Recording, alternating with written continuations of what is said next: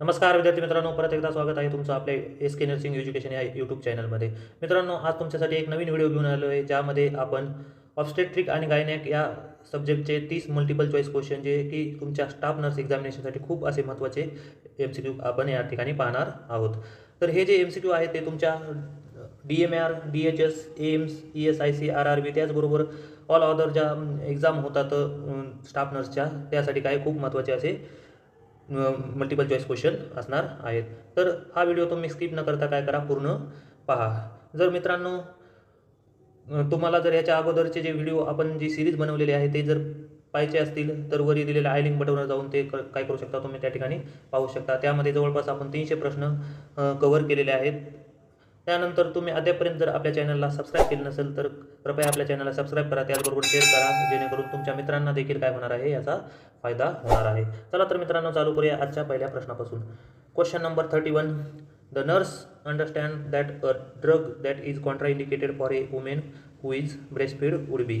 तर काय खालीलपैकी कोणतं जे ड्रग आहे ते कॉन्ट्राइंडिकेटेड आहे ब्रेस्टफीडिंग वुमेनमध्ये?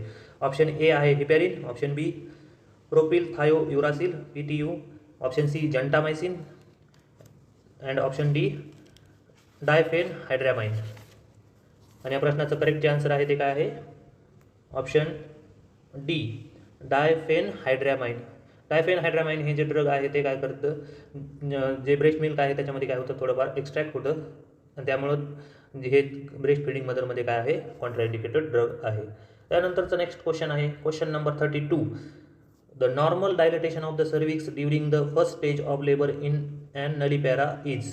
तर नलीपॅरा वुमेनमध्ये जे नॉर्मल डायलेटेशनचा रेट आहे पर आवरमध्ये तो किती असतो?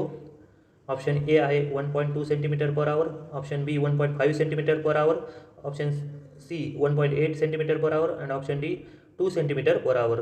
तर नलीपॅरा म्हणजे काय, ती पहिल्या वेळेस काय आहे, डिलिव्हरीसाठी लेडीज आलेली आहे, त्याला आपण काय म्हणतो, नलीपॅरा. याच्या अगोदर कोणती बर्थ त्यांनी काय दिलेली नाही, तर मल्टिपल बर्थवाल्याला आपण काय म्हणतो, मल्टीपॅरा. तर जे नलीपॅरा वुमेन आहे त्याच्यामध्ये जो डायलेटेशन रेट असतो सर्विसचा तो किती असतो? ऑप्शन ए 1.2 सेंटीमीटर पर आवर. आणि जे मल्टीपॅरा असते त्याच्यामध्ये किती असतो? 1.5 सेंटीमीटर पर आवर एवढा काय असतो, डायलेटेशनचा रेट असतो सर्विसचा. त्यानंतरचा नेक्स्ट क्वेश्चन आहे question number 33. Which of the following sign and symptoms will most likely make the nurse suspected that the patient is having hydatidiform mole. तर खालीलपैकी कोणता जो साईन आणि सिम्टम्स आहेत ते मोस्ट लाईकली नर्सला कन्फर्म करतात की पेशंटमध्ये काय आहे, हायडेटिफॉर्म मोल तयार झालेला आहे? तर ऑप्शन ए आहे slight bleeding, option B passage of clear vesicular mass per vagina, option C absence of foetal heartbeat, option D enlargement of the uterus. आणि या प्रश्नाचं करेक्ट जे आन्सर आहे ते काय आहे? Option B passage of clear vesicular mass per vagina. यामुळे काय होणार आहे, समजणार आहे की पेशंटमध्ये काय झालेलं आहे, हायडेटिफॉर्म मोल फॉर्म झालेला आहे. तर ऑप्शन ए जे आहे ते स्लाइट ब्लिडिंग ही काय ॲबॉर्शन किंवा मिसकॅरेजमध्ये होऊ शकते. त्याचबरोबर ॲब्सेन्स ऑफ फिटल हार्ट देखील काय हायडेटिफॉर्म मोलमध्ये असतात, परंतु ते आणखी कंप्लीट अबॉर्शन इनकम्प्लीट अबॉर्शनमध्ये देखील काय असतात, हार्टबीट काय असतात, FHS काय असतात, ॲब्सेंट असतात. त्यामुळे आपण कन्फर्म करू शकत नाही की हा हायडेटिफॉर्म मोल आहे का दुसरं काही मिसकॅरेज वगैरे झालेलं आहे. त्याच्यानंतर ऑप्शन डी जे आहे इनलार्जमेंट ऑफ द युटेरस. तर या ठिकाणी युटेरसची इनलार्जमेंट होत नाही, कारण ग्रोईंग फिटस काय ऑलरेडी त्या ठिकाणी नसल्यामुळं कसल्याही प्रकारची जी युट्राईन ग्रोथ आहे ती होत नाही. त्यानंतरचा नेक्स्ट क्वेश्चन आहे question number 34. On which of the following areas would the nurse expect to observe chloasma. तर खालीलपैकी कोणत्या एरियावर काय होतं, जे क्लोॲझ्मा असतं, जे पिगमेंटेशन असतं ते दिसून येतं? ऑप्शन ए आहे breast areola and nipple, option B chest, neck, arms and legs, option C abdomen, breast and thighs and option D cheeks, forehead and nose. आणि या प्रश्नाचं करेक्ट जे आन्सर आहे ते काय आहे? Option D cheeks, forehead and nose. तर जे हायपर पिगमेंटेशन होतं त्याला काय म्हणतो आपण, क्लोॲझ्माला काय म्हणतो? It is the mask of the प्रेग्नन्सीचा मास्क आपण त्या ठिकाणी म्हणतो. तर हे मेनली जे पिगमेंटेशन होत असतं ते कुठं होत असतं? चिक्स, म्हणजे गालावर, फोरहेड म्हणजे कपाळावर आणि नोजच्या साईडला काय होत असतं हे पिगमेंटेशन होतं. त्याचबरोबर ब्रेस्ट, ॲरिओला, निपल आणि चेस्ट, नेक आणि त्याचबरोबर थाय आणि लेग्सवर काय कसल्याही प्रकारचं पिगमेंटेशन होत नाही. त्यानंतरचा नेक्स्ट क्वेश्चन आहे question number 35. A client comes to the clinic for treatment of recurrent pelvic inflammatory diseases PID. The nurse recognizes that this condition most frequently follows which type of infection. तर काय एक client आहे आणि कशासाठी patient आलेला आहे, comes to the pelvic inflammatory डिसीजेससाठी त्या ठिकाणी आलेला आहे. तर खालीलपैकी कोणता जो ऑर्गॅनिझम आहे तो पेल्विक इन्फ्लॅमेटरी डिसीजसाठी काय महत्त्वाचा आहे किंवा पेल्विक इन्फ्लॅमेटरी डिसीजेस त्यामुळे होतात. तर ऑप्शन ए आहे ट्रायकोमोनियासिस, ऑप्शन बी आहे चॅलमिडिया, ऑप्शन सी आहे स्टॅफिलोकोकस आणि ऑप्शन डी आहे Streptococcus.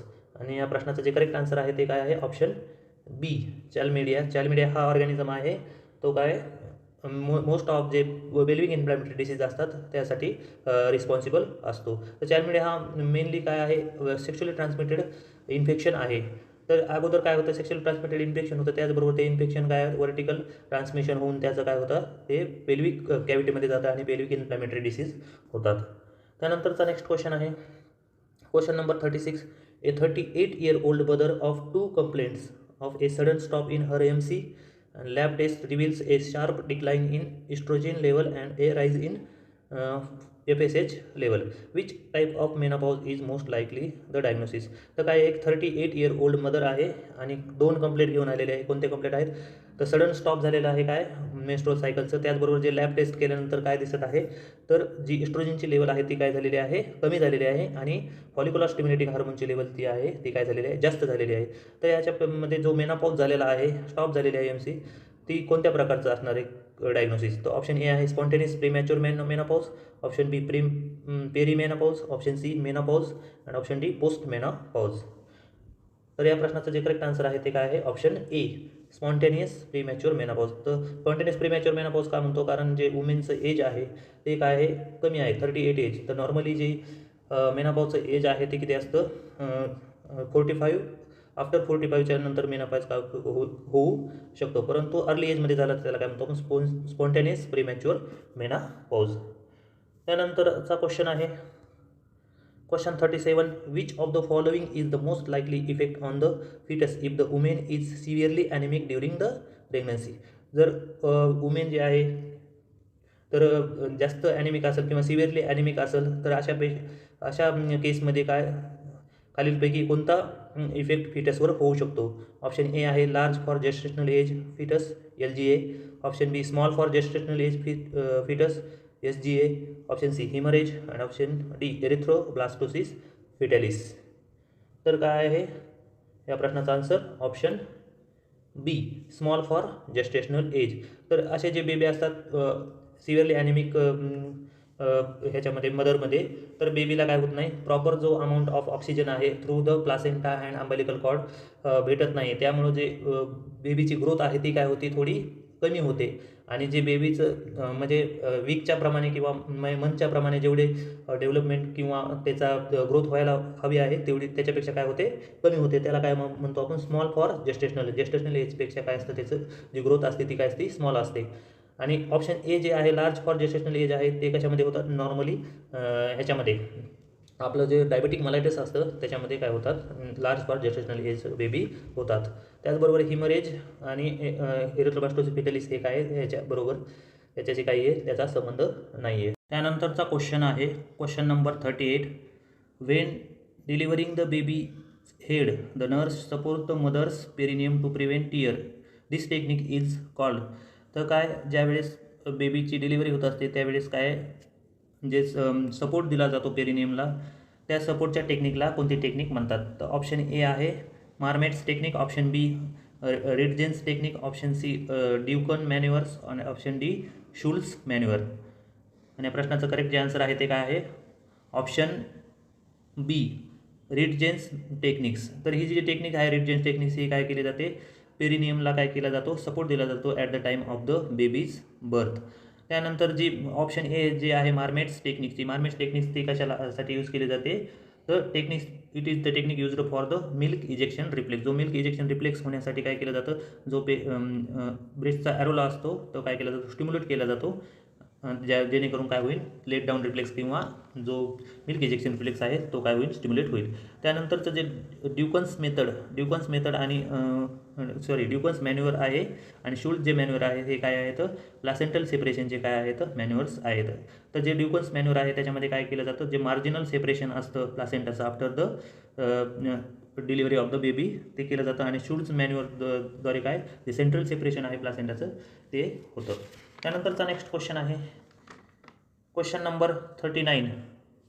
Which of the following should the nurse do when primigravida who is lactating tells the nurse that she has sore nipples. तर काय आहे, आता खालीलपैकी कोणती खालीलपैकी कोणती गोष्ट करायला पाहिजे ज्यावेळेस एखादी मदर कंप्लीट करत आहे, प्रायमिग्राविडा मदर आहे आणि ती काय कंप्लीट करीत आहे, लॅक्टेटिंग मदर, ती काय आहे, तिला काय झालेलं आहे, सोअर निपल्स झालेला आहे. तर खालीलपैकी जी नर्स आहे, नर्सने खालीलपैकी कोणती इन्फॉर्मेशन किंवा कोणती गोष्ट तिला करायला सांगायला पाहिजे. ऑप्शन ए आहे tell her to breastfeed more frequently. Option B, administer a narcotics before breastfeeding. Option C, encourage her to wear a nursing braces. And option D, use soap and water to clean the nipples. आणि या प्रश्नाचं जे correct answer आहे ते काय आहे, option A, tell her to breastfeed more frequently. तर काय केलं जातं या ठिकाणी, पेशंटला किंवा अशा मदरला काय केलं जातं ज्या ठिकाणी सोअर निपल्स असतात तर अशा मदरला काय करावं लावतात, जे फ्रिक्वेंटली ब्रेस्टफीड करायला लावतात बेबीला, जेणेकरून काय होत नाही, जे फ्रिक्वेंटली ब्रेस्टफीड केल्याने काय होतं आहे, जे निपल्स असतात ते काय होत नाहीत, ड्राय होत नाहीत आणि त्यावर काय होत नाही, क्रॅक्स पडत नाहीत. त्यानंतरचा नेक्स्ट क्वेश्चन आहे question number 40. The hormone responsible for a positive pregnancy test is. Option A आहे oestrogen, option B progesterone, option C human chorionic gonadotropins and option D follicular stimulating hormone. तर जे hormone कोणतं responsible आहे positive pregnancy टेस्टसाठी, तर option C is the correct answer. काय, human chorionic gonadotropin, जे chorionic विलायपासून काय होतं, तयार होतं आणि ते 10 दिवसाच्या नंतर काय होतं, ते सिक्रेट होतं ब्लडमध्ये किंवा युरिनमध्ये. तर ही जी टेस्ट आपण काय करतो, जी किट उपलब्ध असते त्याच्यावर ते युरिनचा ड्रॉप टाकून ही टेस्ट करतो आणि हे हार्मोन काय आहे, responsible for the positive pregnancy test. त्याचबरोबर बाकीचे जे हार्मोन आहेत, ऑप्शन ए जे इस्ट्रोजन हार्मोन आहे ते कशासाठी रिस्पॉन्सिबल असतं, हे तर ग्रोथ आणि डेव्हलपमेंट ऑफ रिप्रोडक्टिव्ह जी सिस्टीम आहे त्याची पूर्ण ग्रोथ आणि डेव्हलपमेंट करण्यासाठी इस्ट्रोजन हार्मोन रिस्पॉन्सिबल असतो. त्याचबरोबर जे प्रोजेस्टेरॉन हार्मोन आहे, प्रोजेस्टेरॉन हार्मोनचं मेन फंक्शन काय आहे, प्रिपरेशन ऑफ एंडोमेट्रियम, जे एंडोमेट्रियमचं प्रिपरेशन इम्प्लांटेशन होण्यासाठी गरजेचं असतं आफ्टर फर्टिलायझेशन, ते प्रोजेस्टेरॉनचं काय आहे, महत्त्वाचं फंक्शन आहे. त्याचबरोबर फॉलिक्युलर स्टिम्युलेटिंग हार्मोन जे आहे ते कशासाठी गरजेचं आहे, जे मेन्स्ट्रुअल सायकल आहे ते कंट्रोल करण्यासाठी आणि जी एगची जी ग्रोथ आहे, ओव्हमची जी ग्रोथ आहे, फॉलिकलची जी ग्रोथ आहे ते ग्रोथ मेंटेन करण्यासाठी काय असतं, याचं महत्त्वाचं फंक्शन असतं फॉलिक्युलर स्टिम्युलेटिंग हार्मोनचं. त्यानंतरचा नेक्स्ट क्वेश्चन आहे question number 41. Ovulation occurs during which of the following phase. Option A menstrual, option B secretory, option C proliferative, option D follicle. तर जे ओव्हुलेशन आहे ते कोणत्या फेजमध्ये होतं मेन्स्ट्रुअल सायकलच्या, तर ऑप्शन ए आहे सांगितलेलं आहे काय, मेन्स्ट्रुअल. तर या ठिकाणी जे करेक्ट जे आन्सर आहे ते काय आहे, ऑप्शन सी प्रॉलिफरेटिव्ह फेज. तर जो प्रॉलिफरेटिव्ह फेज असतो तो किती असतो, 1 ते 14 दिवस हा काय असतो, प्रॉलिफरेटिव्ह फेज असतो. तर प्रॉलिफरेटिव्ह फेजमध्ये जो मेन्स्ट्रुअल काय होतो फेज काय असतो, इन्क्लूड असतो, म्हणजे 1 ते 5 दिवस काय होतात, मेन्सेस येतात, त्यामुळं तो हा जो फेज आहे तो काय असतो त्याच्यामध्ये इन्क्लूड असतो. त्याचबरोबर जो सिक्रेटरी फेज असतो तो सिक्रेटरी फेज किंवा त्याला काय म्हणतो आपण दुसरं जे नाव आहे ते ल्युटियल फेज देखील नाव आहे त्याचं, तो पण फेज किती दिवसाचा असतो, आफ्टर 14 दिवस, म्हणजे 14 ते 28 दिवसाचा काय असतो, सिक्रेटरी फेज असतो. आणि या सिक्रेटरी फेजमध्येच हा ऑप्शन डी जे आहे फॉलिकल फेज तो काय असतो, प्रेझेंट असतो. त्यानंतरचा नेक्स्ट क्वेश्चन आहे question number 42. Kegels exercise done in pregnancy in order to. तर ज्या किगल्स एक्सरसाइज केल्या जातात प्रेग्नन्सीमध्ये ते मेनली त्याचा पाठीमागचा उद्देश काय आहे. ऑप्शन ए आहे strengthening the perineal muscles, option B relieve the back pain, option C strengthen abdominal muscles, option D prevent leg varicosities and oedema. तर याचा जे आन्सर आहे ते काय आहे, option A strengthen perineal muscles. त्या किगल्स एक्सरसाइज केल्या जातात ते कशासाठी केल्या जातात, जे पेरिनियल मसल्स आहेत ते काय त्यामुळं काय होतात, त्यांची स्ट्रेंथनेस काय होते, वाढते आणि त्यानंतर इझिली काय होऊ शकते, डिलिव्हरी होण्यास मदत होते. त्याच्यानंतर question 43. In which of the following type of spontaneous abortion would the nurse assess the dark brown vaginal discharge and negative pregnancy test. तर खालीलपैकी कोणतं जे ॲबॉर्शन आहे त्याच्यामध्ये काय होते, डार्क ब्राऊन काय होतं, वजायनल डिस्चार्ज होतो आणि जी प्रेग्नन्सी टेस्ट जी असते ती काय येते, निगेटिव्ह येते. तर यामध्ये ऑप्शन आहेत, option A threaten abortion, option B complete abortion, option C missed abortion आणि ऑप्शन डी इनकम्प्लीट अबॉर्शन.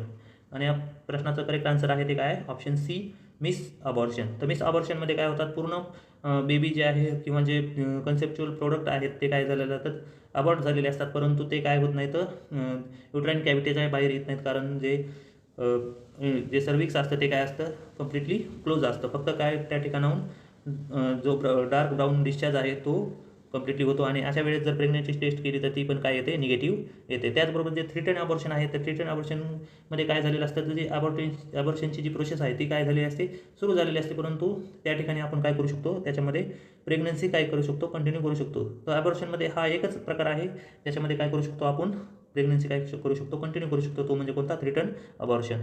त्याचबरोबर कंप्लीट अबॉर्शन म्हणजे काय, या ठिकाणी पूर्णपणे जे कन्सेप्च्युअल प्रोडक्ट आहे ते काय झालेला असता, पूर्ण एक्सपेल झालेला असतो. इनकम्प्लीटमध्ये काय होतं, तर काही भाग जो आहे तो काय होतो, एक्सपेल आउट होतो, परंतु काही भाग काय होतो तसाच मध्ये राहतो, त्याला काय म्हणतो आपण, इनकम्प्लीट अबॉर्शन. तर मेन जे अबॉर्शनचे जे टाईप असतात ते किती असतात, मेन जे 2 टाईप आहेत, स्पॉन्टेनियस अबॉर्शन आणि इंड्युस्ड अबॉर्शन. तर स्पॉन्टेनियस अबॉर्शनमध्येच हे काय आहे, तर थ्रेटन अबॉर्शन, इन्व्हायटेबल अबॉर्शन, त्याचबरोबर कंप्लीट अबॉर्शन, इनकम्प्लीट अबॉर्शन आणि मिस आणि सेप्टिक अबॉर्शन अशा प्रकारचे टाईप असतात. आणि जे इंड्युस्ड असतात ते म्हणजे काय, लिगली, त्याच्यामध्ये आणखी परत 2 उपप्रकार आहेत, लीगल आणि इल्लीगल. तर इल्लीगल म्हणजे काय, जी MTP करतो आपण, मग मेडिकल टर्मिनेशन ऑफ प्रेग्नन्सी, आणि इल्लीगल म्हणजे अनसेफ, म्हणजे सेफ्टिक करतात लोक, त्याला काय म्हणतो आपण, इल्लीगल. त्यानंतरचा नेक्स्ट क्वेश्चन आहे question number 44. A post operative complication of mastectomy is lymphoedema, this can be prevented by. जर काय मॅस्टेक्टॉमी ऑपरेशन झाल्यानंतर जे मेन कॉम्प्लिकेशन आहे त्याचं काय होतं, लिम्फ नोडचा इडिमा होतो, ते कोणत्या पद्धतीने आपण काय करू शकतो, प्रिव्हेंट करू शकतो. तर ऑप्शन ए आहे ensuring patency of wound drainage tube, option B placing the arm on the affected side in dependent position, option C restricting movements of the affected arm, option D frequently elevating the arms of the affected side above the level of the heart. आणि या प्रश्नाचं correct जे answer आहे ते काय आहे, option D frequently elevating the arm of the affected side above the level of the heart. तर यामुळं काय होणार आहे, जे व्हिनस ड्रेनेज आहे आणि जे लिम्फॅटिक ड्रेन आहे ते काय होणार आहे, इझिली होणार आहे, कारण ज्या हार्टची जी हे आहे प्लेसमेंट आहे ती काय आहे, हार्टच्या वरी आहे. जे व्हिनस रिटर्न आणि जे लिम्फॅटिक ड्रेन आहे ते काय होणार आहे, एकदम फास्ट होणार आहे, त्यामुळं पेशंटमध्ये काय होणार नाही, लिम्फॅडिमा होणार नाही आणि पेन देखील काय होईल, कमी होईल. त्यानंतरचा नेक्स्ट क्वेश्चन आहे question number 45. When pregnant women experience leg cramps, the correct nursing intervention to relieve the muscle cramps is. तर काय, जे प्रेग्नंट वुमेन आहे त्याच्यामध्ये काय मसल जे क्रॅम्प्स असतात किंवा लेग क्रॅम्प्स असतात ते कॉमनली होत असतात. अशा वेळेस कोणतं जे नर्सिंग इंटरव्हेन्शन आहे ज्यामुळे काय होणार, लेग क्रॅम्प्स काय होतील, कमी होतील. तर ऑप्शन ए आहे allow the women to exercise, option B let the women walk for while, option C let the women lie down and dorsiflex the foot toward the knee, and option D ask the women to raise her legs.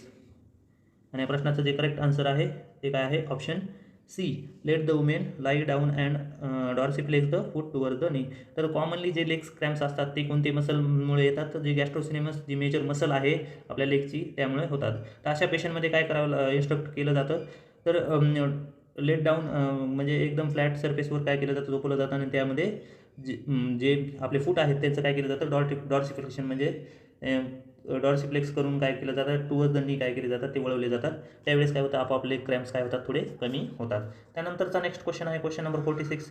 At what stage of labour and delivery does a primary gravida differ mainly from the multi gravida. तर खालीलपैकी कोणत्या लेबरच्या स्टेजमध्ये जे primary ग्रॅव्हिडा आहे ती different असते multi ग्रॅव्हिडापेक्षा. तर option A आहे stage first, option B stage second, option C stage third आणि ऑप्शन डी स्टेज 4. तर याचा आन्सर तुम्हाला माहितीच असेल की option A is the correct answer. म्हणजे ऑप्शन स्टेज फर्स्ट जे लेबर आहे त्याला काय म्हणतो आपण, onset of the labour to the dilatation of full dilatation of the cervix. तर यामध्ये जो डायलिटेशनचा रेट आहे तो काय असतो, प्रायमरी ग्रॅव्हिडामध्ये काय असतो, कमी असतो आणि मल्टी ग्रॅव्हिडामध्ये काय असतो, जास्त असतो. हेच स्टेजमध्ये काय आहे, डिफरन्स आहे. बाकी सर्व स्टेजमध्ये स्टेज 2, स्टेज 3 आणि स्टेज 4मध्ये काय असतं, बाकीचे गोष्टी काय असतात, पूर्ण कॉमन असतात मल्टी ग्रॅव्हिडा आणि प्रायमरी ग्रॅव्हिडामध्ये. त्यानंतरचा नेक्स्ट क्वेश्चन आहे question number 47. Which of the following condition is common in pregnant women in the second trimester of pregnancy. तर खालीलपैकी कोणती जी कंडिशन आहे कॉमन असते प्रेग्नंट वुमेनमध्ये, कशामध्ये, सेकंड ट्रायमिस्टर ऑफ प्रेग्नन्सीमध्ये? ऑप्शन ए आहे mastitis, option B metabolic acidosis, option C physiologic anemia, option D respiratory acidosis. आणि या प्रश्नाचं करेक्ट जे आन्सर आहे ते काय, ऑप्शन सी फिजिओलॉजिक ॲनिमिया. तर काय हिमोग्लोबिन आणि हिमॅटोक्रिट लेवल काय होते, डिक्रीज होते during the pregnancy. During pregnancy काय होते, ते दोन्ही लेवल काय होतात, कमी होतात. आणि जी प्लाझ्माची व्हॉल्यूम असते ती काय झालेली असते, इन्क्रीज झालेली असते. त्यामुळे पेशंटमध्ये काय होतो, फिजिओलॉजिकल ॲनिमिया होतो. त्यानंतरचा नेक्स्ट क्वेश्चन आहे question number 48. Which of the following would cause a false positive result on pregnancy test? तर खालीलपैकी कोणत्या गोष्टीमुळे काय होऊ शकतं, प्रेग्नन्सीचा फॉल्स पॉझिटिव्ह रिझल्ट येऊ शकतो? ऑप्शन ए आहे the test was perform less than 10 days after an abortion, option B the test was perform too early or too late in pregnancy, option C the urine sample was stored too long at room temperature, and option D spontaneous abortion or a missed abortion in impending. आणि या प्रश्नाचं जे correct answer आहे ते काय आहे, option D A spontaneous abortion और ए miss abortion is impending. तर स्पॉन्टेनियस अबॉर्शन झाल्यानंतर किंवा मिस अबॉर्शन झाल्यानंतर काय येऊ शकते, त्या ठिकाणी जी SCG लेवल आहे ती काय असू शकते, ब्लडमध्ये प्रेझेंट असू शकते. त्यामुळे काय येऊ शकते, फॉल्स पॉझिटिव्ह प्रेग्नन्सी टेस्ट येऊ शकते. त्यानंतरचा नेक्स्ट क्वेश्चन आहे question number 49. The nurse is assessing a multi gravida 36 weeks gestation for symptoms of pregnancy induced hypertension and preeclampsia. The nurse should give priority to assessing the client for. तर काय एक nurse काय करत आहे, मल्टीग्रॅविडा patient आहे, किती आहे 36 weeks काय असे जेस्टेशन आहे. तर या जेस्टेशनमध्ये पेशंटला काय आहे, सिम्पटम्स आहेत कशाचे, प्रेग्नन्सी इंड्युस्ड हायपरटेन्शन म्हणजे PIH आणि प्रीएक्लाम्सियाचे सिम्पटम्स आहेत. तर जे प्रायोरिटी असेसमेंट आहे ते कोणती असणार आहे, ऑप्शन ए आहे facial swelling, option B pulse deficit, option C ankle oedema, option D diminished reflexes. आणि या प्रश्नाचं करेक्ट आन्सर आहे ते काय, ऑप्शन ए फेशियल स्वेलिंग. तर नॉर्मली ज्यावेळेस प्रेग्नन्सी इंड्युस्ड हायपरटेन्शन होतं किंवा प्रीक्लाम्सिया होतो त्यामध्ये काय असतं, जे वर्सनिंग कंडिशन म्हणतो आपण त्याला, ते म्हणजे कोणती असते, फेशियल इडिमा. तर फेशियल इडिमा झाल्यानंतर आपण समजून जायचं की काय पेशंट जास्त काय आहे, खराब पेशंटची कंडिशन जी आहे ती काय होत आहे, खराब होत आहे. तर पल्स डेफिसिट जे आहे ते it is not related to the question, म्हणजे क्वेश्चनच्या रिलेटेड नाही आहे. ऑप्शन सी जे अँकल इडिमा आहे, तो अँकल इडिमा नॉर्मली प्रेग्नन्सीमध्ये प्रेझेंट असतो नॉर्मली देखील. त्याचबरोबर जे डिमिनिश्ड रिफ्लेक्सेस आहेत, ते रिफ्लेक्स डिमिनिश कशामुळे होतात, ज्यावेळेस पेशंटमध्ये काय प्रीक्लाम्सियामध्ये जी ट्रीटमेंट देतो, ब्लड प्रेशर कमी करण्यासाठी मॅग्नेशियम सल्फेट देतो, त्यावेळेस काय होतं, जे डिपेंडंट रिफ्लेक्सेस असतात त्यावेळेस ते काय होतात, डिमिनिश होतात. त्यानंतरचा नेक्स्ट क्वेश्चन आहे question number 50. The lochia on the first few days after delivery is characterised as. तर काय फर्स्ट जे फ्यू डेज आहेत आफ्टर द डिलिव्हरी त्यावेळेस कोणत्या प्रकारचा लोकिया असतो? ऑप्शन ए आहे pinkish with some blood clots, option B whitish with some mucus, option C reddish with some mucus, आणि option D serous with some brown tinged mucus. आणि या प्रश्नाचं correct जे आन्सर आहे ते काय, option C reddish with some mucus. तर reddish जे पहिले काही दिवस असतात, म्हणजे पहिले 3 ते 4 दिवस काय असतात ना, रेडिश कलरचा, आणि त्याचबरोबर त्याच्यामध्ये काय असतं, म्युकस मिक्स असतं. त्याला काय म्हणतो आपण, लोकिया रुब्रा म्हणतो आपण त्याला, कारण त्याचा जो कलर असतो ते काय असतो, रेड असतो, त्यामुळे त्याला काय म्हणतो आपण, लोकिया रुब्रा म्हणतो. त्याचबरोबर ऑप्शन जे ए आहे pinkish with some blood clots, आणि ऑप्शन जे डी आहे serous with some brown tinged mucus, हे दोन्ही जे आहेत ते काय आहेत, लोकिया काय असतो त्या ठिकाणी, सिरोसा असतो. म्हणजे रुब्राच कंप्लीट पूर्ण झाल्यानंतर काय असतो, लोकिया सिरोसा. आणि व्हाईटिश विथ सम म्युकस जे असतं ते काय असतं, लोकिया अल्बा, म्हणजे शेवटचे लास्टचे 4-5 दिवस, म्हणजे 10 ते 14 दिवसापर्यंत त्याला काय म्हणतो, लोकिया अल्बा. त्यानंतरचा नेक्स्ट क्वेश्चन आहे question number 51. Client with gestational diabetes are usually managed by which of the following therapies. Option A आहे, म्हणजे या ठिकाणी काय झालेलं आहे, एक जेस्टेशनल डायबिटीज जो पेशंट आहे तो खालीलपैकी कोणत्या थेरपीने काय केला जातो, मॅनेज केला जातो. ऑप्शन ए आहे diet, option B NPH insulin long acting, option C oral hypoglycaemic drugs, and option D oral hypoglycaemic drugs with insulin. तर या ठिकाणी जे करेक्ट आन्सर आहे ते काय आहे, ऑप्शन ए डाएट. जर जेस्टेशनल डायबिटिक मेलेटायझर मेनली काय डाएटने काय केला जातो, कंट्रोल केला जातो. त्या ठिकाणी जे ओरल हायपोग्लायसेमिक ड्रग्स आहेत ते काय कॉन्ट्राइंडिकेटेड असतात प्रेग्नन्सीमध्ये, त्यामुळे ते कोणत्याही प्रकारचं ड्रग काय केलं जात नाही, यूज केलं जात नाही, फक्त डाएटच काय केली जाते, मॅनेज केली जाते. त्यानंतरचा नेक्स्ट क्वेश्चन आहे question number 52. In which of the following condition can the causative agent passes through the placenta and affects the fetus in utero? तर खालीलपैकी कोणत्या कंडिशनमध्ये पॉझिटिव्ह एजंट जो आहे तो काय होतो, प्लासेंटा थ्रू पास होतो आणि युटरसला काय फिटसला काय करतो, तो अफेक्ट करतो. तर ऑप्शन ए आहे gonorrhea, option B rubella, option C candidiasis, option D moniliasis. तर या प्रश्नाचं जे करेक्ट आन्सर आहे ते काय आहे, ऑप्शन बी रुबेला. रुबेला काय करतो, ज्याचं जे मॉलिक्युलर वेट असतं रुबेला व्हायरसचं ते काय होतं, कमी असतं, त्यामुळं ते काय होतं इझिली जे प्लासेंटामधून काय होतो फिटसमध्ये जातो आणि फिटसला काय करतो रुबेलाचं काय होतं इन्फेक्शन होऊ शकतं. त्याचबरोबर ऑप्शन ए, सी आणि डी जे आहेत गनोरिया, कॅन्डियासिस आणि मोनिलियासिस हे काय आहेत सेक्शुअल ट्रान्समिटेड डिसीज आहेत. ज्यावेळेस बेबीची बर्थ होते तर हे बर्थ कॅनलमध्ये येत असताना त्यावेळेस काय होऊ शकतं, बेबीला या तिन्हीचं काय होऊ शकतं, इन्फेक्शन होऊ शकतं. त्यानंतरचा नेक्स्ट क्वेश्चन आहे question number 53. The nurse is aware that an adaptation of pregnancy is an increase the blood supply to the pelvic region that result in purplish discolouration of the vaginal mucosa which is known as. तर काय आहे, ज्यावेळेस देखील प्रेग्नन्सीमध्ये काय होतं, जो pelvic supply असतो ब्लड सप्लाय तो काय होतो, इन्क्रीज होतो आणि त्यामुळे काय होतं, जे पर्पली डिस्कलरेशन होतं वजायनल म्युकोजाचं, त्या कंडिशनला आपण कोणता साईन म्हणतो, ऑप्शन ए आहे Ladin's sign, option B Hegar sign, option C Goodell sign, option D Chadwick's sign. आणि या प्रश्नाचं जे करेक्ट आहे आन्सर आहे bluish discoloration of the or purply discoloration of the vagina is called as option D Chadwick signs, किंवा त्याला आपण दुसरं जे नाव आहे ते म्हणजे जॅकम्युअर्स साईन देखील म्हणतो. त्यानंतरचं जे लॅडिन्स साईन आहे, लॅडिन्स साईन्स म्हणजे काय, सॉफ्टनिंग ऑफ द इस्थमस, जो इस्थमस जो पार्ट असतो त्याचं सॉफ्टनिंग झालं त्याला काय म्हणतो आपण लॅडिन्स. इस्थमस जे आहे ते सॉफ्टनिंग होतो त्याला काय म्हणतो आपण लॅडिन्स साईन. त्याचबरोबर हेगार साईन म्हणजे काय, तर softening of the lower segment of the uterus, lower segment of the uterus softer होतं त्याला काय म्हणतो आपण हेगार साईन. गुडेल साईन्स कशाला म्हणतात, सॉफ्टनिंग ऑफ द सर्विक्सचे सॉफ्टनिंगला काय म्हणतो आपण गुडल साईन म्हणतो. तर फ्लुइड डिस्कलेशन किंवा पर्पली डिस्कलेशन म्हणजे काय, चॅडविक साईन किंवा जॅकमेअर्स साईन. त्यानंतरचा नेक्स्ट क्वेश्चन आहे question number 54. Which of the following factor would the nurse suspects as predisposing a client to placenta praevia. तर खालीलपैकी कोणता जो फॅक्टर आहे त्यामुळं काय होऊ शकतो, पेशंटमध्ये प्लासेंटा प्रिव्या होऊ शकतो. ऑप्शन ए आहे multiple gestation, option B uterine anomalies, option C abdominal trauma and option D renal or vascular diseases. आणि या प्रश्नाचं जे करेक्ट आन्सर आहे ते काय आहे, ऑप्शन ए मल्टिपल जेस्टेशन. तर मल्टिपल जेस्टेशन आहे त्यामुळे काय होऊ शकतं, प्लासेंटा प्रिव्या होऊ शकतो. जे म्हणजे प्लासेंटाचं जे अटॅचमेंट आहे ती लोअर सेगमेंट ऑफ युटेरसमध्ये किंवा इंटरनल ऊस जो असतो त्याच्याजवळ काय होऊ शकते. त्यानंतरचे जे ऑप्शन बी, सी आणि डी जे आहेत युटेराइन एनॉमलीज, ॲबडॉमिनल ट्रोमा आणि रिनल ऑर व्हॅस्क्युलर डिसीजेस आहेत, हे मेनली यामुळे काय होऊ शकतं, तर हे जे आहेत ते फॅक्टर्स ते कशाचे आहेत, ॲब्रप्टिओ प्लासेंटा यामध्ये होऊ शकतं. हे तुम्ही काय करा लक्षात ठेवा. त्यानंतरचा नेक्स्ट क्वेश्चन आहे क्वेश्चन नंबर 55.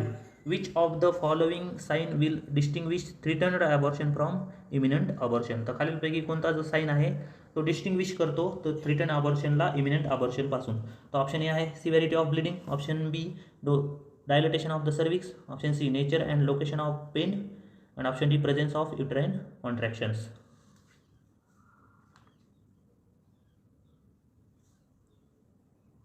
आणि या प्रश्नाचं जे करेक्ट आन्सर आहे ते काय आहे,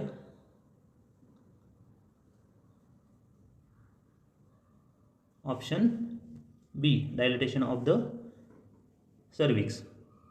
तर काय जे इमिनंट अबॉर्शन असतं त्याच्यामध्ये जे प्रेग्नन्सी जे आहे ती काय केली डेफिनेटली काय झालेली असते, टर्मिनेट झालेली असते आणि त्यामुळं काय झालेलं असते डेफिनेटली त्या ठिकाणी प्रेग्नन्सी आहे ती टर्मिनेट झालेली असते बिकॉज द सर्विक्स ऑलरेडी, तर त्या ठिकाणी सर्विस काय असतं पूर्णपणे काय असतं ओपन असतं, परंतु थ्रीटन अबॉर्शनमध्ये काय असतं, सर्विक्स काय असतं, क्लोज असतं आणि त्या ठिकाणी आपण काय करू शकतो, प्रेग्नन्सी काय करू शकतो, कंटिन्यू करू शकतो.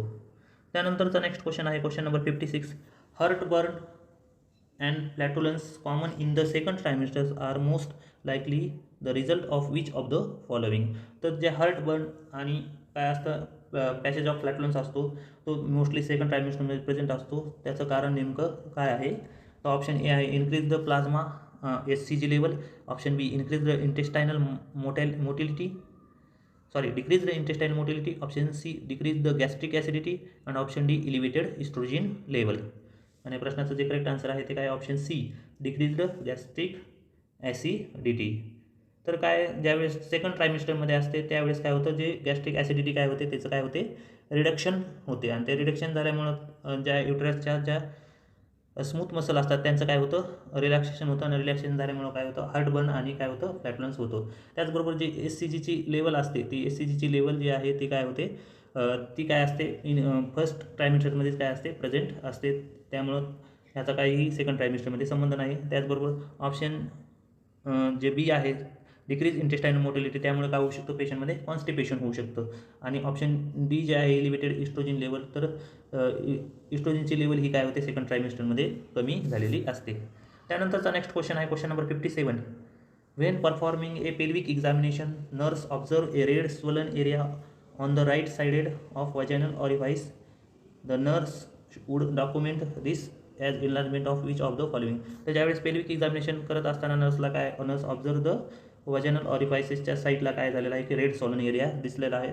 तर खालीलपैकी ती जी इन्लार्जमेंट झालेली आहे किंवा तो एरिया झालेला आहे तो खालीलपैकी काय असतो, तो ऑप्शन ए आहे clitoris, option B parotid glands, option C skin glands, option D Bartholin glands. आणि या प्रश्नाचं जे करेक्ट आन्सर आहे ते काय, ऑप्शन डी बार्थोलियन ग्लॅन्स काय असतात, जे वजायनल ऑरिफाइस असतात त्याच्या राईट आणि लेफ्ट साईडला काय असतात, प्रेझेंट असतात. आणि जे क्लायटोरिस आहे ते क्लायटोरिस काय, फिमेल सिलेंड्रिकल ऑर्गन असतो आणि it is homologous to the male of the penis असतो. त्याच्यानंतर ज्या पॅरोटिड ग्लॅन्स असतात त्या काय असतात, माऊथमध्ये ओपनिंग असते त्यांची, त्या माऊथमध्ये काय असतात, प्रेझेंट असतात. आणि त्याचबरोबर स्किन ग्लॅन्ड ज्या आहेत त्या काय असतात, वजायनामध्ये प्रेझेंट असतात.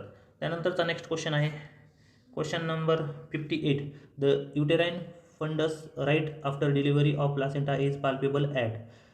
तर डिलिव्हरी झाल्यानंतर लगेच जे युटेराइन फंडस आपण चेक केलं तर ते कोणत्या लेवलला पाल्पेट व्हायला हवं. ऑप्शन ए आहे level of xiphoid process, option B level of umbilicus, option C level of symphysis pubis आणि option D midway between umbilicus and symphysis प्युबिस.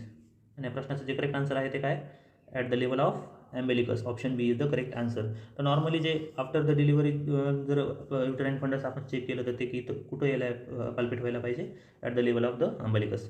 त्यानंतरचा नेक्स्ट क्वेश्चन आहे question number 59. The diet that is appropriate in normal pregnancy should be high in.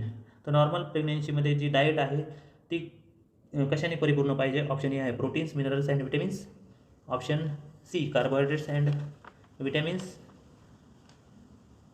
Option C protein, carbohydrates and fat and option D fats and minerals.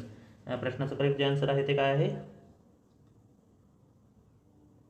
Option A proteins, minerals and vitamins. तर जी appropriate जी diet आहे प्रेग्नन्सीमध्ये ते त्याच्यामध्ये काय काय contents पाहिजे, तर त्यामध्ये adequate amount of protein पाहिजे, त्याचबरोबर मिनरल्स आणि विटॅमिनचं प्रमाण पण काय पाहिजे त्या ठिकाणी प्रेझेंट पाहिजे. तर नॉर्मली प्रेग्नन्सीमध्ये हायर डिमांड असते प्रोटीनची. त्याचबरोबर कारण बॉडी बिल्डिंग किंवा नवीन जो फिटस आहे त्याची पूर्ण ग्रोथ अँड डेव्हलपमेंटसाठी प्रोटीनची गरज असते. त्याचबरोबर विटॅमिन्समध्ये ए बी सी आणि त्याचबरोबर फोलिक ॲसिडची काय असते, गरज असते. मिनरल्समध्ये iron, phosphorus, calcium, zinc, iodine, magnesium या प्रकारच्या मिनरल्सची देखील काय असते, जे फिटस आहे ग्रोईंग फिटसला काय असते, खूप काय असते त्याची गरज असते. त्यानंतरचा नेक्स्ट क्वेश्चन आहे आणि last question number 60. While assessing the post partal client the nurse notes that the fundus is displaced to the right. Based on this finding the nurse should. तर काय पोस्ट पार्टल क्लायंट मध्ये काय झालेलं आहे, जे funds आहे uterine funds ते काय झालेलं आहे, डिस्प्लेस झालेलं आहे कोणत्या साईडला, राईट साईडला. तर खालीलपैकी जी फाइंडिंग आहे ती कोणत्या फाइंडिंगमुळं काय होऊ शकतं, ते जे युटेराइसचं फंडस आहे ते काय होऊ शकतं, एका साईडला जाऊ शकतं. ऑप्शन ए आहे ask the client to urinate, option B किंवा त्या ठिकाणी काय केलं जातं की पेशंटला काय करायला सांगायला पाहिजे जेणेकरून ते नॉर्मल पोझिशनला येईल. ऑप्शन ए आहे ask the client to urinate, option B assess the BP for hypotension, option C administer oxytocin and option D check for vaginal bleeding. आणि या प्रश्नाचं जे करेक्ट आन्सर आहे ते काय आहे option A ask for the client to urinate. तर ज्यावेळेस काय होतं ब्लॅडर युरिननी काय होतं फुल होतं त्यावेळेस अशा वेळेस काय होऊ शकतं जे युट्राईन फंडस आहे ते काय होऊ शकतं डिस्प्लेस होऊ शकतं राईट किंवा लेफ्ट साईडला. अशा वेळेस काय ॲडवाईस केलं जातं पेशंटला तर काय युरिनेट करण्यासाठी ॲडवाईस केलं जातं जेणेकरून ते जे एका साईडला गेलेलं आहे फंडस ते काय होणार आहे नॉर्मल पोझिशनला येणार आहे. तर मित्रांनो हा जर व्हिडिओ तुम्हाला इन्फॉर्मेटिव्ह वाटला असेल तर कृपया आपल्या चॅनलला तुम्ही लाईक करा, शेअर करा, सबस्क्राईब करा. त्याचबरोबर बेल आयकॉन दाबा जेणेकरून जे नवीन व्हिडिओ बनवणार आहे ते तुम्हाला नोटिफिकेशन त्याचे लवकरात लवकर मिळणार आहे. तर आज इथेच थांबूया, परत भेटूया नवीन व्हिडिओ सहित. थँक्यू.